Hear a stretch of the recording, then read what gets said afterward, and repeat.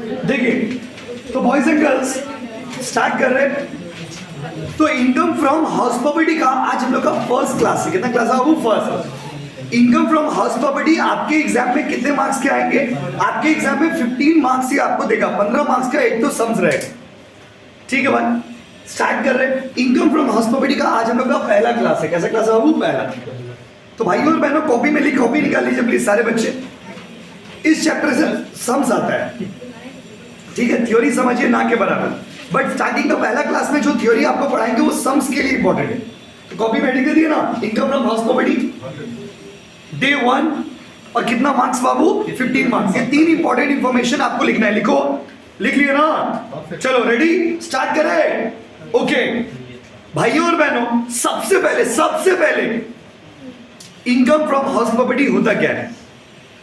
भाइयों और बहनों, इनकम फ्रॉम हाउस प्रॉपर्टी का सेक्शन है 22 से 27 इनकम टैक्स के लॉ में। इनकम टैक्स के लॉ में सेक्शन 22 से लेकर के सेक्शन 27 तक इनकम फ्रॉम हाउस प्रॉपर्टी के बारे में लिखा हुआ। इनकम टैक्स का अगर आप बुक खोलते हो, इनकम टैक्स लॉ का अगर आप बुक खोलते हो, सेक्शन 22 से लेकर के सेक्शन 27 तक जो है वो इनकम फ्रॉम हाउस प्रॉपर्टी के बारे में लिखा हुआ। Now the question is, what do you mean by income from house property? Income from house property से आप क्या समझते हो? आप क्या समझते हो? भाइयों और बहनों, इनकम फ्रॉम हाउस प्रॉपर्टी को अगर बहुत ही लोकल लैंग्वेज में समझे तो बाड़ी वाला या बाड़ी वाली, बाड़ी वाला बोलिए चाहे बाड़ी वाली बोलिए। इनकम फ्रॉम हाउस प्रॉपर्टी को आप इससे सिंपल लैंग्वेज में क्या समझोगे? अगर आप बाड़ी वाला हो या बाड़ी वाली हो, या तो आप बाड़ी वाला हो या तो आप बाड़ी वाली हो, और आपका कोई घर है जिसको आप भाड़ा लगा करके पैसा कमाते हो, तो this will come under which category? Income from house property. Simple, यही है कॉन्सेप्ट। अब इसी को इंग्लिश में बोले, इनकम फ्रॉम हाउस प्रॉपर्टी जो है उसका डेफिनेशन, मतलब उसका चार्जेबिलिटी जो है, उस पर टैक्स लगेगा कि नहीं लगेगा, कब लगेगा कब नहीं लगेगा, उसके बारे में सेक्शन 22 में लिखा हुआ। सेक्शन 22 में बोला गया है 3 कंडीशन। बाबू कितना कंडीशन बोलो? 3। बोलो ना, 3 कंडीशन। पहला, there must be land and building. There must be land and building. There must be land and building. Land and building. Land and building. सबसे पहले तो आपके पास क्या होना चाहिए? लैंड एंड बिल्डिंग होना चाहिए। क्या होना चाहिए बोलो? Land and building. यस, पूरा चैप्टर 15 मार्क्स का चैप्टर है। 15 में 15 लाना है। 15 में क्या लाना है? 15। सबसे पहले तो आपके पास क्या होना चाहिए? Land and building. दूसरा, आप उसका मालिक होना चाहिए। You must be the owner of that land and building. और तीसरा, the land and building should not be used for own purpose. That means it should be let out. मतलब income from house property में आप लोग में जो लोग Bengal board से पढ़ के आए हो, क्लास 12 में भी आप लोग का कॉस्ट एंड टैक्स बोल के एक सब्जेक्ट है, ऐसा नो बोलिए? yes, अच्छा, बंगाल बोर्ड से नहीं हो, ठीक है, कोई बात नहीं। तो बॉयज एंड गर्ल्स, भाइयों और बहनों, इनकम फ्रॉम हाउस प्रॉपर्टी के अंदर में टैक्स लगने के लिए कितना कंडीशन है बोलो? 3। बोलो ना, बोलिए, बोलिए ना बाबू। पहला, there must be land and building. Land and building. Land and building. Land and building. दूसरा, there must be SSC must be the owner. SSC must be the owner. SSC काके बोला जाए? एसएससी माने वो आदमी जो टैक्स देता है। पढ़ाई देना परसों, ओहो पढ़ाई दे दो। SSC is the person who page the tax. Page the tax. SSC वो आदमी है ना बाबू। कौन सा आदमी है? एसएससी वो आदमी होता है जो टैक्स देता है। जो टैक्स देता है उसको एसएससी बोलते हैं। तो जो आदमी टैक्स दे रहा है वो उसका मालिक होना चाहिए। SSC must be the owner. SSC must be the owner of house property. जैसे ये बिल्डिंग, लैंड एंड बिल्डिंग हो गया, हम कौन? मान लीजिए हम इसका ओनर है, हम इसका क्या वो ओनर है, और ये घर को हमने भाड़ा लगा दिया है। ये तीनों कंडीशन अगर होगा तभी इनकम फ्रॉम हाउस प्रॉपर्टी में टैक्स लगता है, otherwise income from house property के अंदर में नहीं है। तो कोई भी इनकम फ्रॉम हाउस प्रॉपर्टी के अंदर में कब आता है? जब कितना कंडीशन हो? 3। बोलो ना। पहला, there must be land and building. दूसरा, the SSC must be the owner. Must be the owner. Must be the owner. Must be the owner. Must be the owner. Yes, बोलिए, बोलेंगे नहीं तो सीखेंगे कैसे? घर में तो चुपचाप ही बैठे रहते हो। SSC must be the owner. और तीसरा, the house property must be let out. Let out. It must be let out. It simply means it should not be used for your own purpose. English में समझिए, अगर आप बोल रहे हो कि तुम खराब लड़का नहीं हो मतलब अच्छा लड़का हो, सेम चीज आ गई। It should be let out, इसका मतलब सेल्फ यूज नहीं होना चाहिए। अगर मान लीजिए ये मेरा घर है, हम इसका मालिक है और हम खुद अपना ट्यूशन पढ़ा रहे हैं, क्या ये इनकम फ्रॉम हाउस प्रॉपर्टी के कैटेगरी में आएगा? सम्स बनाने में भी ये लाइन काम आएगा आपका। ये सब रूल नहीं समझोगे ना, सम्स नहीं बना पाओ। सम्स बनाओगे, देखोगे सम्स में दे दिया house property use for own business, house property अपना बिजनेस के लिए यूज करा, उस पर टैक्स निकालना है? निकालना ही नहीं। कैलकाटा यूनिवर्सिटी में 2 बार ऐसा क्वेश्चन आया जहाँ पे 3 तो हाउस दे दिया, एक तो बोला सेल्फ ऑक्यूपाइड जहाँ पे हम खुद रहते हैं, एक तो लेट आउट जिसको भाड़ा लगा दिया, एक तो दे दिया house property use for own business. बहुत सारा बच्चा उसका भी कैलकुलेशन कर देता है, अरे यूज फॉर ओन बिजनेस मतलब आप अपना बिजनेस के लिए यूज कर रहे हो, टैक्स लगेगा? बोलो, बोलिए, बोलिए ना, लगेगा, लगेगा, लगेगा, यस। एकदम पागल हो जाओ, क्या हो जाओ? पागल। आज कहीं जिंदगी में तो कुछ अलग हो नहीं रहा, तो पागलपन बना दो। चलो 3 पॉइंट लिखिए, पहले लिखिए 3 पॉइंट। थ्योरी ओन लैंग्वेज में आपको लिखवा रहे हैं, इसीलिए कोचिंग का बुक भी रेडी, टैक्स का बुक भी रेडी हो गया है, तो अब आपको टैक्स का बुक भी भेज देंगे। 3 पीडीएफ कल आप लोग भेज देंगे ग्रुप में, देखिए ना आप लोग। तो 3 बुक रेडी हो चुका है, चौथा बुक भी रेडी हो जाएगा आज शाम तक या कल तक भेज देंगे आपको। अगर आपको सॉफ्ट कॉपी लेना है तो अपना जीरोक्स करा लीजिए, सॉफ्ट कॉपी तो फ्री, आप अपना जीरोक्स करा लीजिएगा। अगर किसी को हार्ड कॉपी लेना होगा, अगर आप कोचिंग से लेंगे, कोचिंग में आकर के लेंगे तो आपको 400 देना है, और अगर आप होम डिलीवरी करेंगे तो आपको 500 देना है। बस समझे? 4 बुक का, या आप चाहो तो जीरोक्स भी करा सकते हो, जैसा आपको कंफर्टेबल लगे, उसमें कोई इशू नहीं। क्लियर है गाइस? ठीक है, आपको इस फॉर्मेट के बुक्स मिलेंगे, देखिए इस स्टाइल के बुक आपको मिलेंगे। ये हम लोग का इस बार पूरा बुक स्टाइल में बनाया गया है, तो इस तरह के बुक्स आपको दिए जाएंगे हम लोग की साइड से। देखिए ये सेम 6 का बुक है। चलो क्लियर है गाइस? देखिए रेडी? चलो स्टार्ट कर रहे हैं। तो भाइयों और बहनों लिखिए, बेसिक पॉइंट नंबर 1 लिखिए, बेसिस ऑफ चार्ज। नोट्स अपने हिसाब से बनाने का, basis of charge. Point number 1 लिखिए, basis of charge, basis of charge लिखिए, बेसिस ऑफ चार्ज। बगल में लिखिए section 22, section 22, basis of charge section 22, basis of charge section कितना बाबू? 22। यस 22। चलो बेसिस ऑफ चार्ज सेक्शन 22 आ जाओ भाई, लिखो पॉइंट नंबर मतलब बेसिस ऑफ चार्ज लिखे ना, उसके पैराग्राफ चेंज करके लिखिए, following conditions must be satisfied. Books में इतना लंबा लंबा लिखा हुआ है, इसलिए हम लोग थ्योरी दिए ही नहीं। Following conditions must be satisfied. वो जो चैप्टर है ना, जो चैप्टर आपको मैंने कराया फर्स्ट चैप्टर, उसका थ्योरी कंपलसरी एग्जाम में, वो आएगा ही आएगा। इसके बाद ये जो चैप्टर्स की थ्योरी है, ये रूल्स है जो सम्स बनाने के लिए जरूरी है। तो रूल्स जो सम्स बनाने के लिए जरूरी है, वो सब रूल्स हम लोग दिए नहीं बुक से, क्योंकि बुक वाला देखोगे तो बुक में बहुत लंबा चौड़ा लिखा हुआ है, पढ़ते पढ़ते टाइम वेस्ट हो जाएगा। जो जितना रूल जरूरी है वो सब आपको हम पढ़ा के समझा के कॉपी में लिखा दें, इससे आपको समझने में भी सुविधा होगा और अननेसेसरी का बुक्स में पेज भी बड़ा नहीं होगा। क्लियर? इसीलिए हम लोग जितना भी प्रैक्टिकल चैप्टर है उसका थ्योरी बुक से हटा दी, क्योंकि वो सम्स कराते कराते आपको दिखाते जाएंगे जैसे करके। जल्दी बताइए, following condition must be satisfied. Condition कितना सेटिस्फाई करना होगा बोलो? पहला लिखिए, property must be land and building. Property must be land and property must be land and building. Property must be land and building. Clear है guys? दूसरा लिखिए, point number 2, the SSC must be the owner। लिख लिए, the SSC must be the owner। हो गया बाबू? और तीसरा point लिखिए, ठीक है? अब बेंगोली वर्जन में भी हो तो आपको ऐसे लिखना है, ये सब थ्योरी तो आपको इंग्लिश में लिखना होगा, ये तो सम्स है, बात समझ रहे हो? इसके लिए तो ऐसा नहीं कि बेंगोली में बोलेंगे तभी होगा, सम्स है। तीसरा लिखिए, the property should not be used for own business. चले, property should not be used for own business.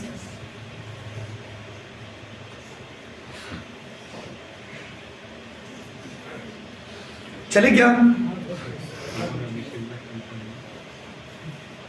चले भाइयों और बहनों, 3 कंडीशन जल्दी बताइए। पहला कि आपका हाउस प्रॉपर्टी होना चाहिए, दूसरा आप उस हाउस प्रॉपर्टी का ओनर होना चाहिए, और तीसरा आप उस हाउस प्रॉपर्टी को लेट आउट करोगे। लेट आउट मतलब भाड़ा लगाओगे। क्या लगाओगे? भाड़ा।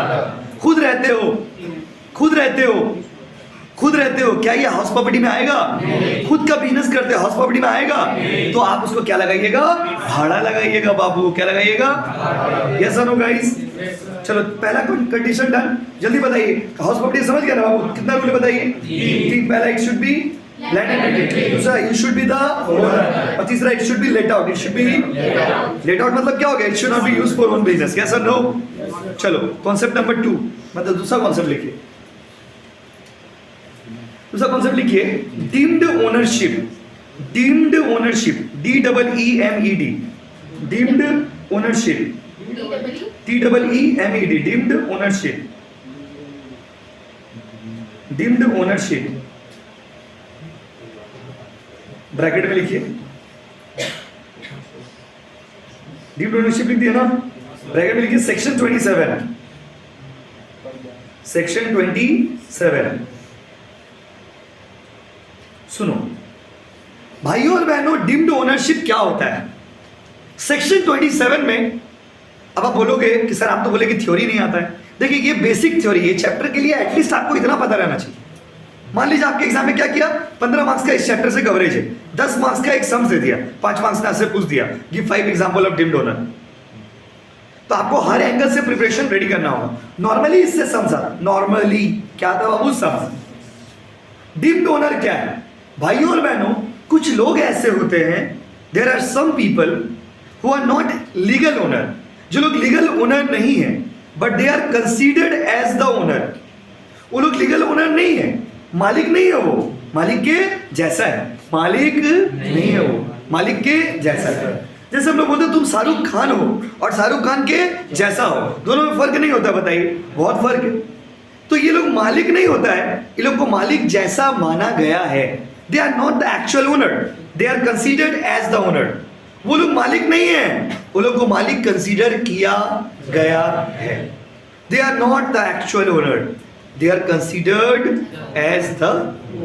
वो लोग मालिक नहीं है, वो लोग को मालिक जैसा ट्रीट किया जाता है। तो आपसे पूछेगा एग्जाम में, ओके 5 तो ऐसा एग्जांपल दीजिए जो लोग मालिक नहीं है, मालिक के जैसा है। 5 तो ऐसा एग्जांपल दीजिए जो लोग मालिक नहीं है बाबू, मालिक के जैसा है। 5 तो ऐसा एग्जांपल दीजिए। तो आपको अभी हम 5 तो एग्जांपल बताएंगे, फिर उसके बाद दिखाएंगे।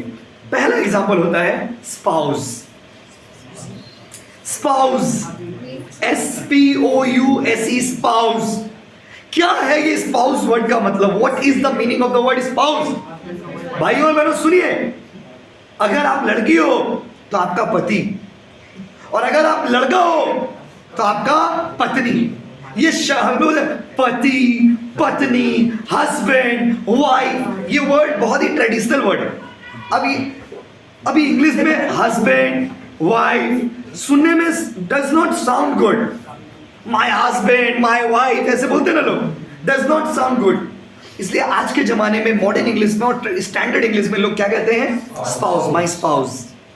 माय स्पाउस का मतलब क्या होगा? हमारे कोई बच्चा नहीं समझा, किसी का इंग्लिश खराब है, वो बच्चा नहीं समझा, स्पाउस बोलो नाइस, थैंक यू। अरे बाबू थैंक यू बोलते हो ना, तो स्पाउस माने की। कभी कभी आप बड़ा बड़ा इंस्टीट्यूट में फॉर्म फिलअप करने जाओगे तो वहां पे पूछता है, वहां पे आपको नहीं रहेगा मैरिड अनमैरिड वाला ऑप्शन नहीं रहेगा, बोले स्पाउस। बोले स्पाउस बर्तन है क्या? कुछ आपने गेस करने लगता है। स्पाउस मतलब क्या? आपका ऑपोजिट वाला, आपका। अगर आप लड़का हो तो आपका पत्नी, अगर आप लड़की हो तो आपका पति। ये लोग किस कैटेगरी में जाएंगे? स्पाउस। स्पाउस क्या बाबू? स्पाउस। जैसे ही आप शादी कर लेते हो ना, आपके प्रॉपर्टी पे ऑटोमेटिक आपके स्पाउस का अधिकार आता है, ऑटोमेटिक आ जाता है अधिकार। इसलिए आपने बहुत सारे केसेस सुने होंगे जहां पे आपने देखे होंगे कि जनरली लोग ऐसा लड़की से या ऐसा लड़का से शादी करने मांगते हैं जो सिंगल चाइल्ड है, माता पिता का एक तो बच्चा है, मान लीजिए एक तो बेटा बेटी है। सपोज कोई ऐसा लड़की से आप प्यार कर रहे हैं जो अपना माता पिताजी का एक तो बेटी है, उसका पास प्रॉपर्टी भी बहुत है, बस आपका जिंदगी में और कुछ चाहिए नहीं, ट्यूशन छोड़ दीजिए, तो आप ब्लॉक करिए, हमसे ट्यूशन छोड़ दीजिए आप, मैं बस पढ़ने का दरकार नहीं है। तो पढ़ के क्या होगा? शादी करिए डायरेक्ट और प्रॉपर्टी एंजॉय करिए आप। लेकिन कंडीशन क्या है? दैट सिंगल चाइल्ड जो है वो प्रॉपर्टी वाला होना चाहिए। अगर बिना प्रॉपर्टी वाला है तो मजा नहीं। बहुत सारी लड़कियां भी ऐसे लड़कों से शादी करते हैं या ऐसे लड़कों को पसंद करते हैं। जनरली उन लोग के माइंड में, बहुत सारी लड़कियों के माइंड में ऐसा रहता है कि हमको ऐसा लड़का से शादी करना है जिसका पैसा जो सिंगल चाइल्ड हो। पैसा वाला नहीं चलता, रुपया वाला चलता है, पैसा का जमाना खत्म। सिंगल चाइल्ड, सिंगल क्या बाबू, चाइल्ड, सिंगल चाइल्ड। तो सिंगल चाइल्ड का बेनिफिट ये होता है कि आपका उसका प्रॉपर्टी जो है ऑटोमेटिक आप उसके मालिक हो जाते हैं। कैसा मालिक हो जाते हैं? Deemed owner. The moment you get married you become the deemed owner. आप डीम डोनर बन जाते हो। क्या बताते हो बाबू? Deemed owner. डीम डोनर मतलब मालिक तो नहीं हुआ, मालिक जैसा।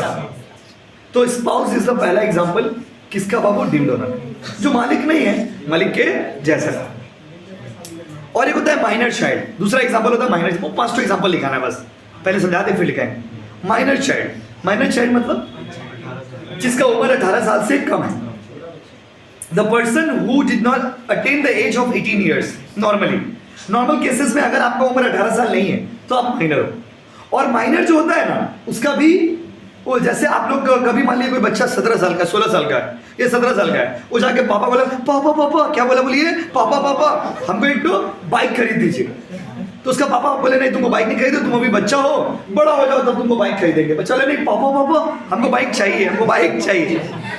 जब से बाइक चाहिए, बाइक चाहिए, तो पिताजी गुस्सा होकर के मार के पीट के घुसा घुसा मारते हुए लेके गए, उसको बाइक खरीद दी। लेकिन वो जो बाइक उसके पापा उसको खरीदेंगे ना, उसका एक्चुअल ओनर वो लड़का नहीं बन सकता है तब तक जब तक उसका उम्र 18 साल नहीं हो। तो 18 साल तक वो लड़का मालिक है। कैसा मालिक है? Deemed owner. कैसा ओनर? Deemed owner. तो if you transfer any property to your minor child, that minor child is the deemed owner. If you transfer any property to your spouse, क्या बाबू? स्पाउस। पति के लिए पत्नी, पत्नी के लिए पति। और आजकल तो समय खराब चल रहा, तो पति का भी पति हो जाता है। समझ रहे ना? आजकल तो टाइम खराब, समय से दिखते नहीं समाज में क्या हो रहा है। अब तो इंस्टाग्राम नहीं चलाते हो क्या? इंस्टाग्राम चलाते चलाते देखा अचानक से लड़की देखे, दोनों लड़का ही है। चले क्या होगा, ये मेरी आंखें क्या देख रही है? तो समय साल खराब है, इसलिए कि ज्यादा दोस्ती ठीक नहीं। लड़का से भी ज्यादा दोस्ती करके एक दिन एक लड़का को देखे, अपना कोचिंग में ही देखे, एक लड़का को देखे बेटा हाथ में हाथ देके बैठा, लड़का का हाथ देख रहे, देखिए लड़का का हाथ में हाथ देके बैठा, बहुत बुरा लगा। देखिए हो सकता है अगर भाई वो लड़की का हाथ में हाथ देके बैठता तो हो सकता था 2 मिनट के उसको हम डांटते या हमारे गुस्सा में बोल देते यार क्या कर रहे हो, क्लास में बैठे हो कि कहाँ बैठे हो। लेकिन लड़का का हाथ में, लड़का हाथ से बैठा है, दिल मात्र है ना, आंसू आ रहा आंख में, क्या हो गया?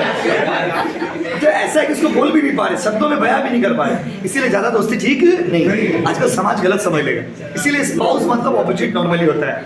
तो पहला हो गया स्पाउस, दूसरा हो गया आपका माइनर चाइल्ड। सुनो, तीसरा है holder of impartible state.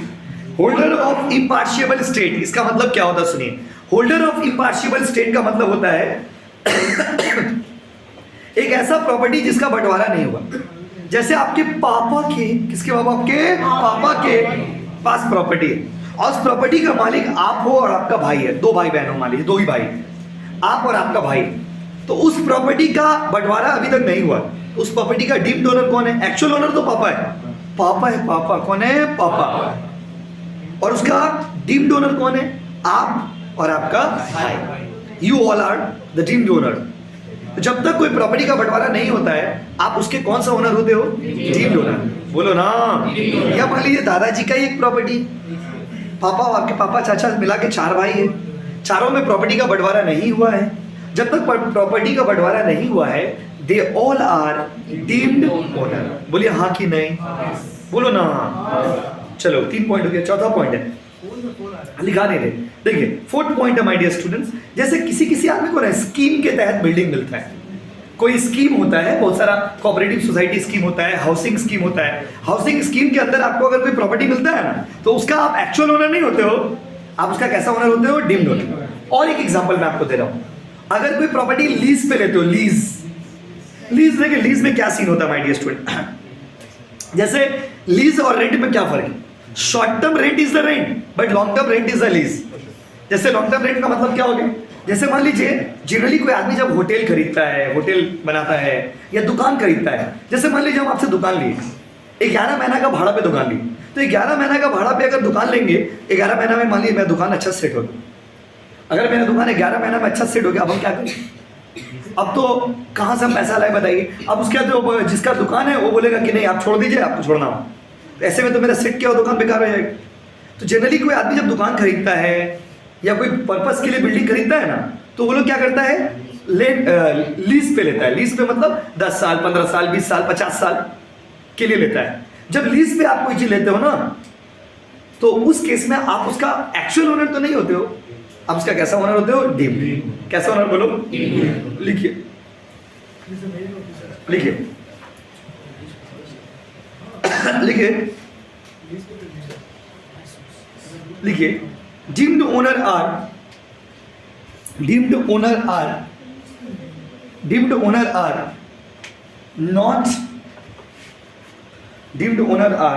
not the legal owner.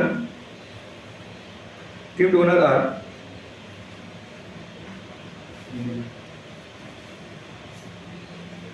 क्या, फिर से बोलिए, deemed owner are not the legal owner, but they are considered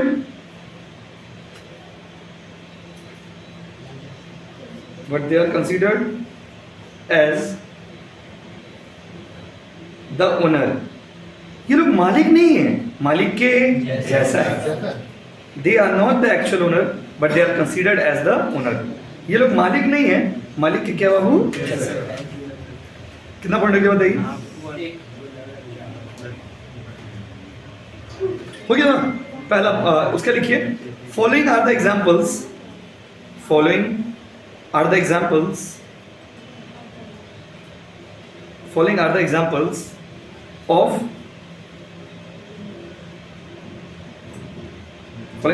of deemed owner. Following are the examples of क्या बाबू, deemed owner. पॉइंट नंबर 1 लिखिए, point number 1, deemed क्या spelling बोल रहे हो क्या, स्पाउस का स्पेलिंग है। पॉइंट नंबर 1 लिखिए, स्पाउस, SPOUSE, स्पाउस, समझ रहे हो ना। पॉइंट नंबर 2 लिखो, माइनर चाइल्ड,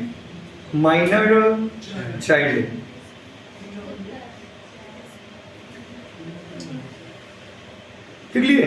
पॉइंट नंबर 3 लिखिए, पॉइंट नंबर 1 क्या, स्पाउस, पॉइंट नंबर 2 क्या बाबू, माइनर चाइल्ड। एक चीज को बुक्स में देखोगे एक पेज में लिखा है, इतना छोटा सा बात को एक पेज में बना कर लिख दिया। इसीलिए हम लोग क्या किए, जितना भी प्रैक्टिकल चैप्टर का थ्योरी है उसको हम लोग पढ़ा के समझा के आपको सिर्फ कॉपी में लिखा देंगे और उसके बाद सम्स करेंगे।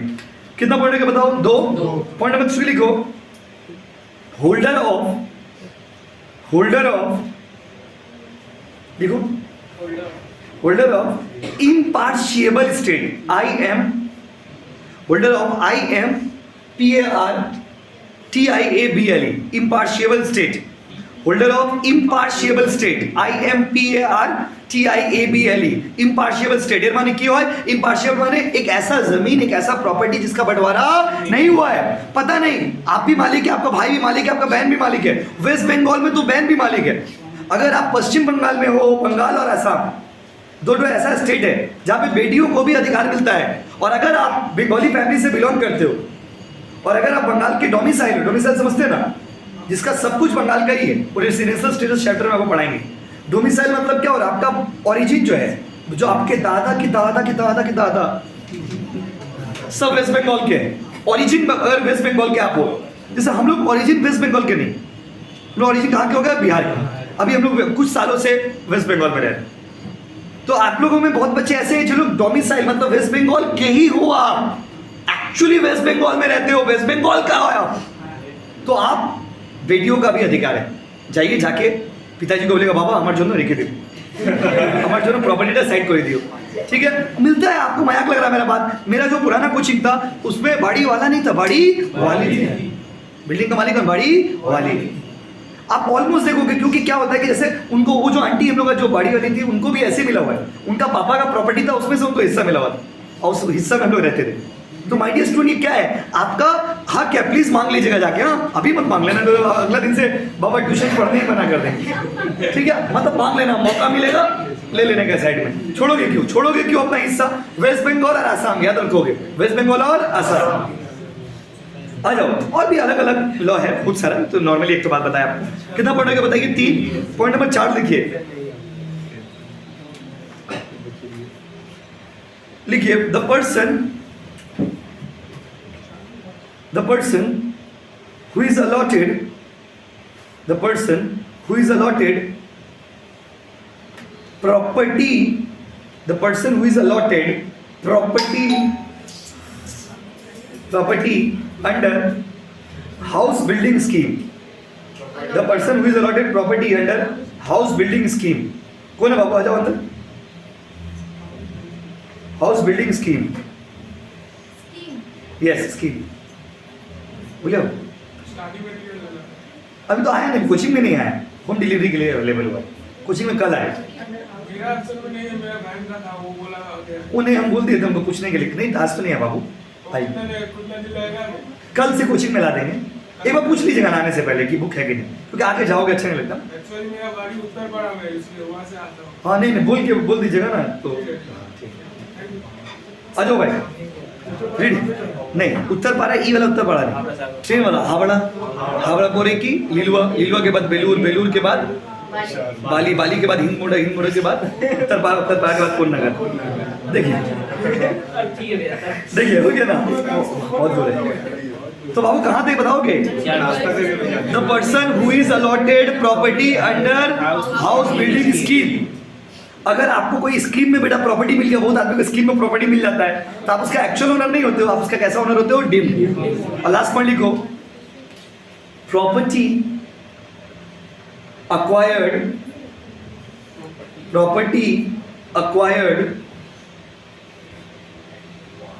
acquired through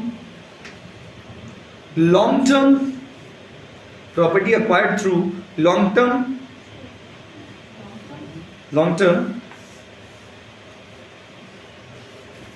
rent agreement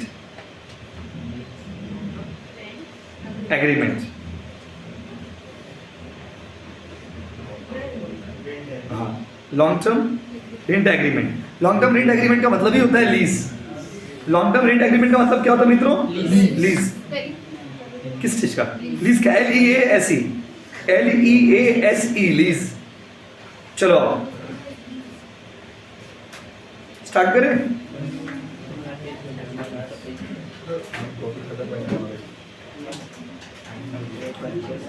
आगे बढ़े क्या?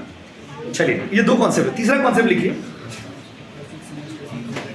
लास्ट थियोरेटिकल कॉन्सेप्ट लिखिए, मतलब थियोरेटिकल कॉन्सेप्ट लास्ट है, उसके बाद सम्स वाला थ्योरी होगा। ये हो गया कॉन्सेप्ट वाला थ्योरी, उसके बाद सम्स वाला थ्योरी, उसके बाद सम्स। चले क्या? आओ भाइयों और बहनों आओ। देखो जरूरी नहीं है कि हर हाउस प्रॉपर्टी पे टैक्स लगेगा। आपको एग्जाम में ये भी पूछ सकता है कि 5 तो ऐसा हाउस प्रॉपर्टी बताइए जिससे हाउस प्रॉपर्टी है, मेरा इनकम भी है, लेकिन उसके ऊपर टैक्स नहीं लगता है। 5 तो हाउस प्रॉपर्टी इनकम पे टैक्स नहीं लगता, 5 तो हाउस प्रॉपर्टी इनकम। आपको बोलेगा give 5 examples of the house property या property income which are exempt from tax. 5 तो ऐसा प्रॉपर्टी इनकम बताइए जिस पे टैक्स नहीं लगता है। एक एक करके हम लोग पूरे डिस्कस कर लेते हैं, पहले जैसे कर रहे हैं, उसके बाद लिखेंगे। सबसे पहला जो प्रॉपर्टी होता है, बोला क्वेश्चन है कि हाउस प्रॉपर्टी बताइए जिसके ऊपर टैक्स नहीं लगता है। 5 तो एग्जेम्प्टेड प्रॉपर्टी। एग्जेम्प्टेड प्रॉपर्टी का मतलब हो गया जिस प्रॉपर्टी में आप कमा रहे हो, इनकम भी हो रहा है, लेकिन आपको टैक्स देना पड़ता है। तो सबसे पहला होता है my dear student friends, house property use for charitable purpose. अभी लिखना नहीं है, लिखोगे बाद में।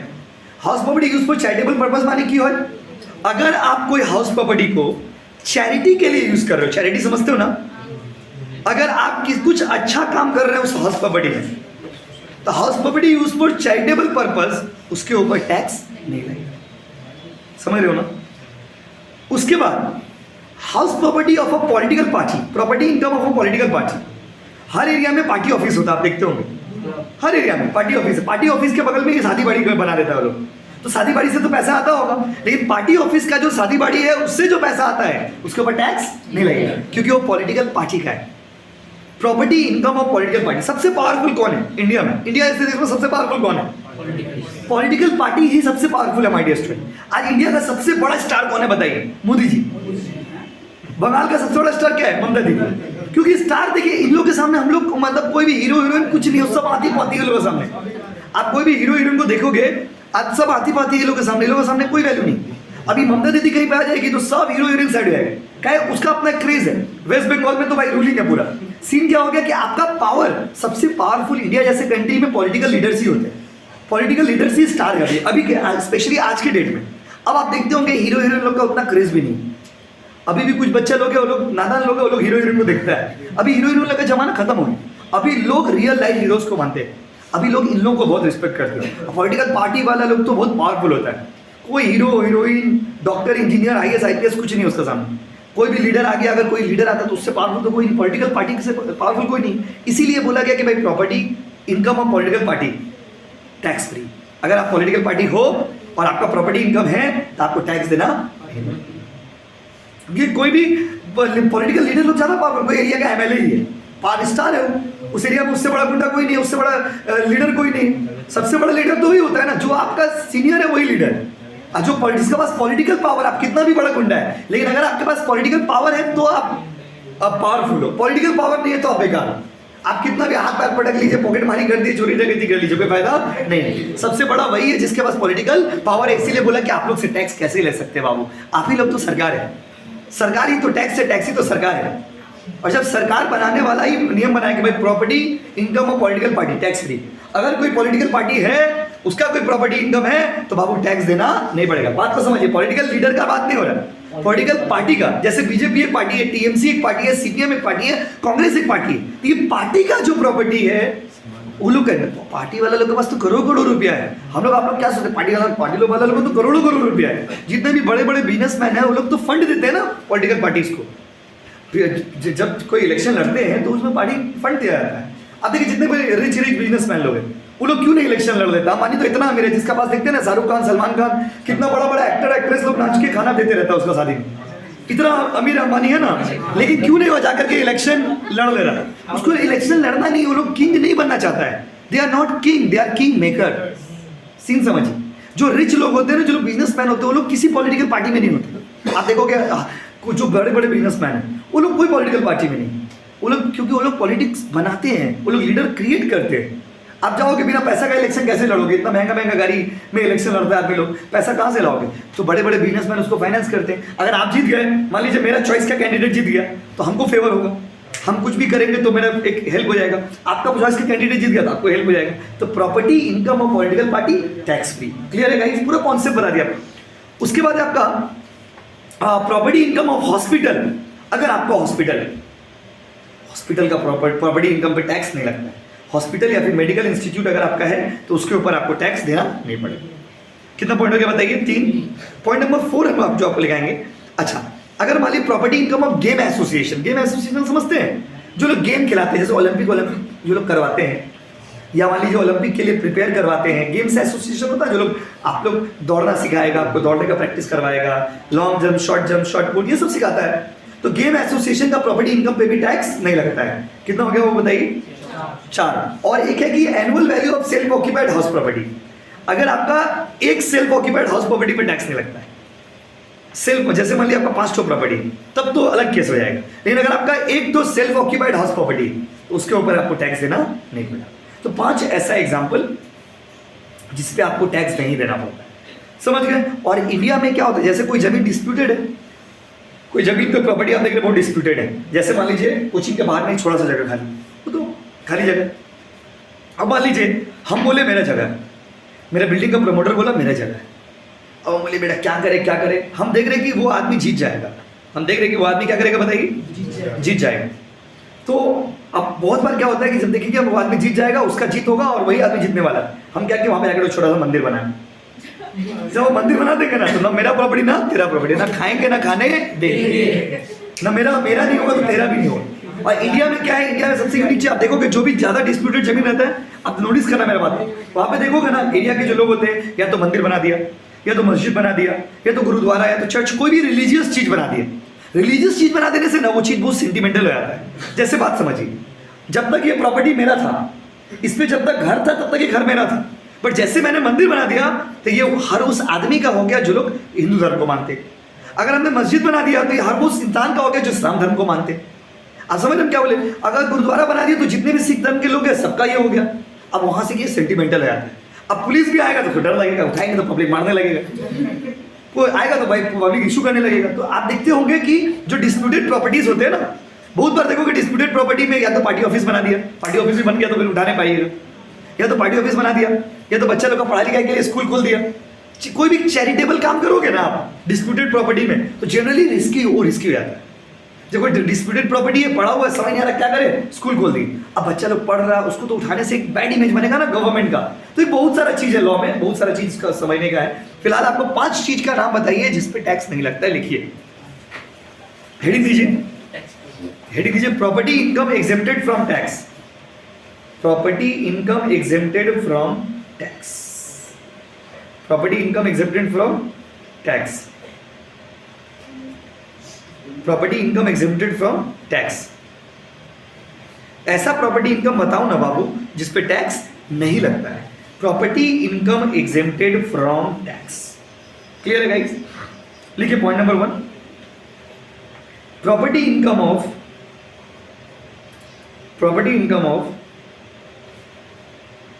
Political party. Property income of political party. আবার নতুন নাম্বার দিয়ে করতে হবে, বুঝছো? उसके लिए point number 2, property income of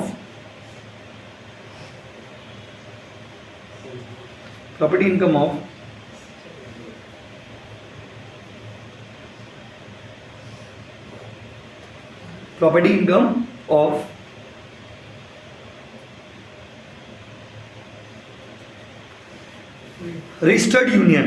अगर कोई यूनियन वाला लोग है, हाँ, registered union.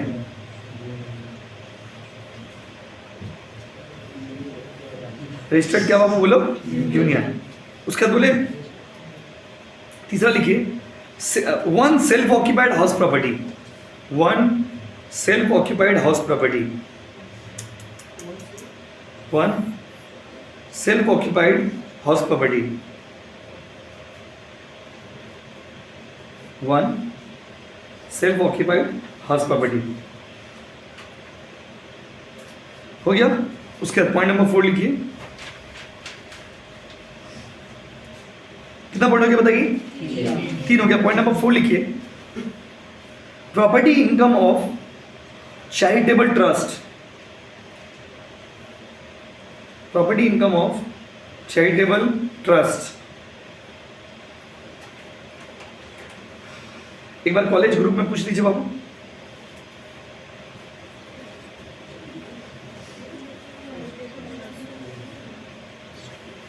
Property income of क्या बाबू? Charitable trust. उसके बाद कितना पॉइंट हो गया बताओ? 5वां पॉइंट लिखो, property income of games association. Property income of किसका बाबू बताइए? Games association. Property income of क्या बाबू? Games association. गेम्स एसोसिएशन समझते हो ना? चलो हो गया बाबू। तो आज हम लोग यहाँ तक किए, फिर अगला दिन प्रैक्टिकल थ्योरीज करेंगे जो सम्स के लिए इंपॉर्टेंट है, और फिर उसके बाद सम्स में चले जाएंगे। Clear guys?